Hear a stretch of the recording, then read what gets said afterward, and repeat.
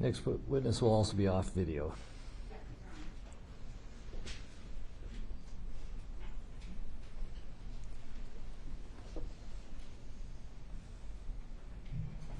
If you could come on up and have a seat. And if you could just turn towards me to start. I'm going to have you raise your right hand so I can swear you in. Do you swear or affirm under penalty of perjury that the testimony you're about to give will be the truth? Yes. Okay. We like it probably because it's easier to hear you. If you wouldn't mind taking your mask off, Yes. that'd be great. There's also sanitizer and Kleenex there if you need it. We're going to go off audio.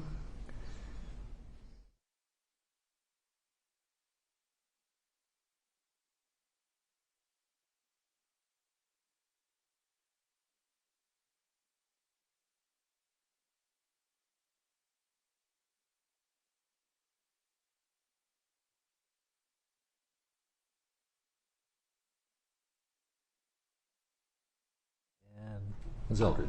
Thank you, Robert. Good afternoon, Kaylin. Hello. How are you feeling today? A little nervous. A lot of anxiety. Tell me why you have anxiety today. Just because of what happened. Just want the truth to come out. Okay. Deep breaths. We'll take it slow, okay? If you need a break, you just let me know. Okay. All right? Okay. You ready? Yes. Okay. So I'm going to start with some easy questions, background questions, okay? So why don't you tell the jury how old you are? I'm 17 years old. And are you a high school student now? Yes. I'm a senior. And are you doing in-person school or online? Online school. How's that going? It's going good. Almost there for your Yeah, senior year? almost there. And what city do you live in now? St. Paul, Minnesota. Was there a time that you and your family lived in Minneapolis, South Minneapolis? Yes, when I was younger. Okay. Do you still have some friends, family friends in that area? Yes. Can I And ask you one favor? Can you just pause a little bit after the question? We have a court reporter Who's taking everything down with a stenographic machine, and it'll make it a little easier for her to take everything down. So don't worry about it. You're doing fine. and I talk fast. I'll try to slow it down, try to make it easy for everybody. Okay, so you said you still have friends in South Minneapolis, Yes. and is one of those friends named Alyssa? Yes. Okay. So I'm going to ask you some questions about, the reason you're here today. So why don't you tell the jury why you're here today? For George Floyd. Okay. And when you say for George Floyd, did you see what happened to George Floyd? Yes. So I'm going to ask you some questions about that, okay? Okay. You ready? Yes. If you need a tissue, you need a break, you just put up your hand and let me know, okay? Okay. But you can grab tissue anytime you need one. So, I'm going to ask you some questions about that day, the day that all this happened. So, first things first, how did you come to be in the area? What were you doing that day? Me and Alyssa were going to get snacks and an aux cord for the radio. And where were you headed that day? Where did you want to To go? Cup. And when you say Cup, is that Cup Foods? Yes. All right. So you said you were with Alyssa, and how did you guys get there? We drove there. And who drove, you or Alyssa? Alyssa. And where were you in the car? Were you in the front passenger seat? Yes. Is it just the two of you together? Yes. So she was driving, you're in the passenger seat, you're headed to Cup Foods. What's the first thing you notice once you get into the area? We hear George Floyd's voice yelling out for his mom and saying he can't breathe. Okay. And did you notice, well, how soon did you notice what was going on? Were you still driving up when you noticed what was going on? Yes. And is that what you heard from the car? Yes. And what did you see as you were driving up? We seen 3 officers on top of George Floyd. And what did you do next? Did Alyssa park the car? Yes. And then what happened? She pulled over and she asked if she should record it, and she didn't have a phone at the time, so she took my phone and recorded it. And what were you doing when, did she get out of the car first? Yes, she told me to stay in the car and leave the car on just in case anything happened. We didn't know what was going on. So did you stay in the car for some period of time? Yes. So when you were in the car and Alyssa got out of the car, could you hear what was going on? Yes, I could kind of hear what was going on. All right. I don't specifically remember exactly what was said, but I do remember hearing voices. So tell the jury just what you remember noticing from where you were in the car. What were you hearing or seeing or observing? I believe I heard George Floyd yelling still, saying he can't breathe. And then I heard witnesses that were there saying he was unresponsive. And that's when I started hearing voices getting louder, I got out of the car. Okay. So I'm going to stop you there for just a second. You talked about George Floyd. You said you're here for George Floyd, and you're talking about seeing George Floyd. Did you know who he was at that time? No. After the fact, did you learn his name? Yes. Okay. So you now know him to be George Floyd. Yes. When you heard, you said you heard voices getting louder. What prompted you to get out of the car? What made you think you should get out of the car? I guess it was kind of just a gut feeling. When you said you heard voices getting louder, was there something about the tone or what was said that... It sounded serious. Okay. And what made you think it was something serious? Just the way everyone sounded. Okay. So what did you do? I got out of the car and I walked up, and that's when I saw George Floyd unconscious and Derek on his neck. Okay. So I'm going to break that down a little bit. You said you saw George Floyd unconscious. What made you think that George Floyd was unconscious when you saw him? He wasn't talking anymore, and when we pulled up, he was talking. His eyes were closed. He wasn't moving. And you said you saw Derek on top of him? Yes. And by Derek, do you mean Derek Chauvin? Yes. Did you know who that was at the time? No. But did you learn his name later? Yes. So when you said that you saw Derek or Mr. Chauvin on top of George Floyd, what did you see Mr. Chauvin doing? I saw him kind of digging his knee into his neck more. He was putting a lot of pressure on his neck that wasn't needed. And how could you tell, or what made you think from your point of view that Mr. Chauvin was putting more pressure on George Floyd's neck? You could see it, like his foot movement. So when you say digging, are you talking about the position of Mr. Chauvin's knee on Mr. Floyd's neck? Yes. Okay. So you come out to see Mr. Floyd, who looks unconscious to you. What else do you see and hear going on around you? The witnesses telling him to check for a pulse.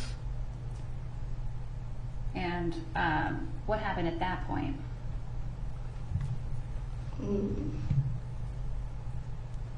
Did you see anybody check for a pulse or do anything at that No, point? not that I saw. Okay. Did you see Mr. Chauvin or anybody else move or change or get up off Mr. Floyd? No. Did you, were you concerned at that point in time? Yes.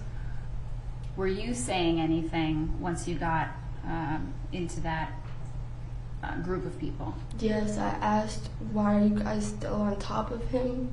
He's not doing anything wrong. He was handcuffed.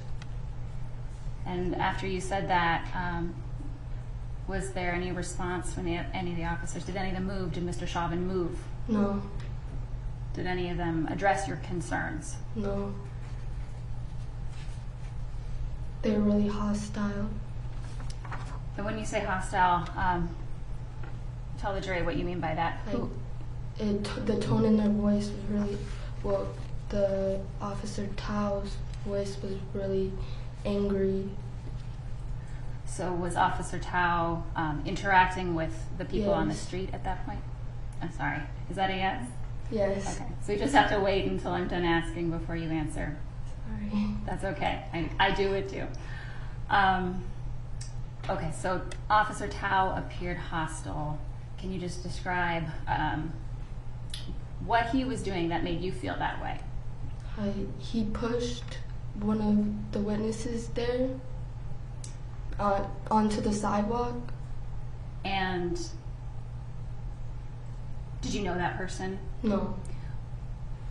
Did you see anybody being, any of the, you said witnesses, but any of those bystanders, any of those people on the curb with you, were any of those people being violent or aggressive in any way? No. But you saw Mr. They were just using their voice. Okay. So you heard people using their voices, but saw Mr. Officer Tao being hostile. Yes.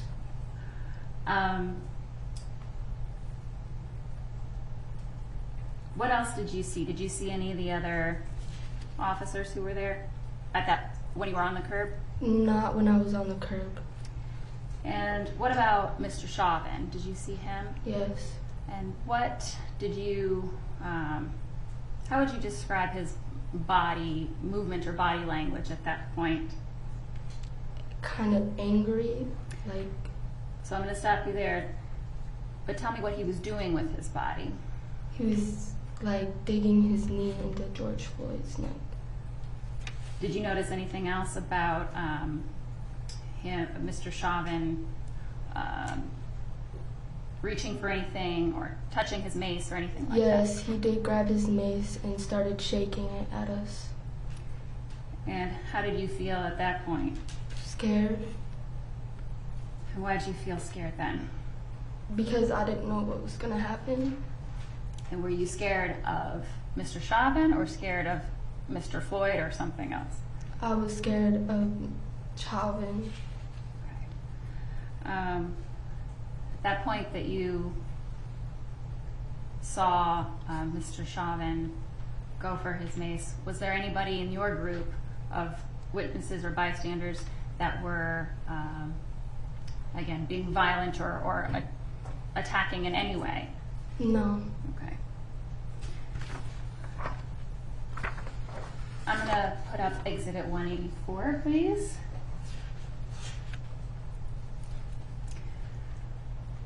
Now you should see that on your screen in front of you.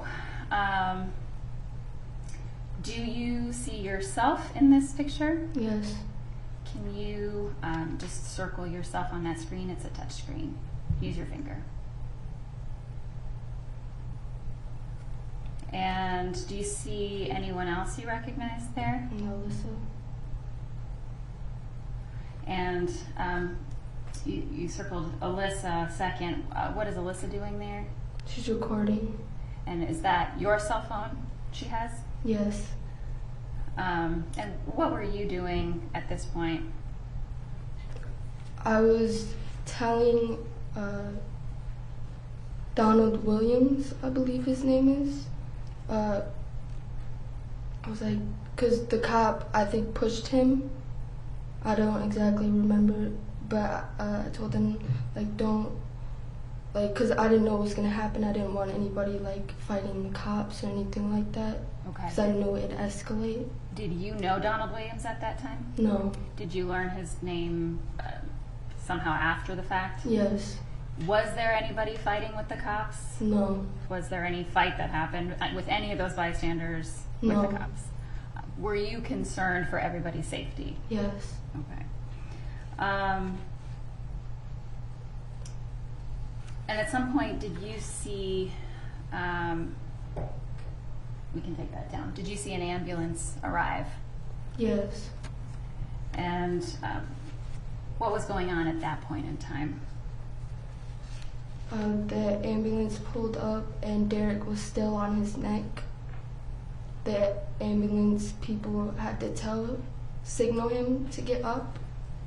And you just made a motion with your hands. When you say signal him to get up, did you see a paramedic make a motion to Mr. Chauvin that looked to you like a get up kind of motion? Yes. Okay.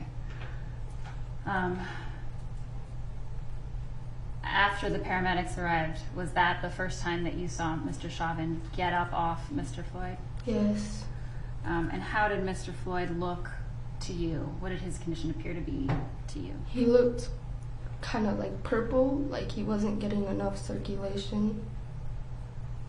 And was he moving or talking or anything at that point? He was really limp. Okay. And I know this is tough to talk about, and I know it's hard, so take your time, but what did you think at that moment? Well, I didn't know for sure if George Floyd was dead until after the fact, but I had a gut feeling. So based on what you saw and how his body looked to you when they took him away, did he look dead to you at that point? Yes. And did you see anybody until the paramedics arrived, any of the officers attempt to render first aid or CPR or give any medical help before that? No. Nothing further, Your Honor. Sure.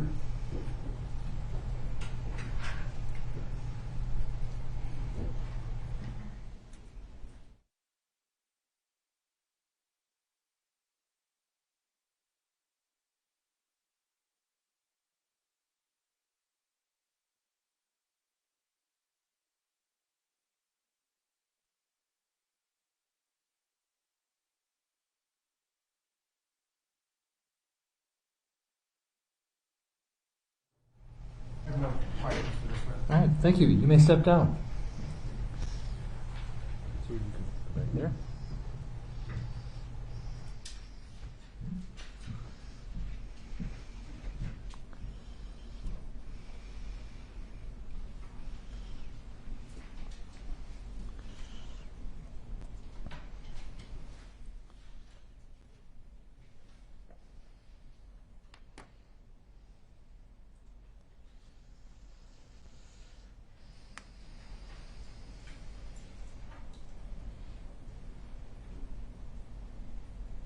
Your Honor, I apologize. We will need just about 10-minute break just to reorganize our witnesses here, but we'll need some time to move people around.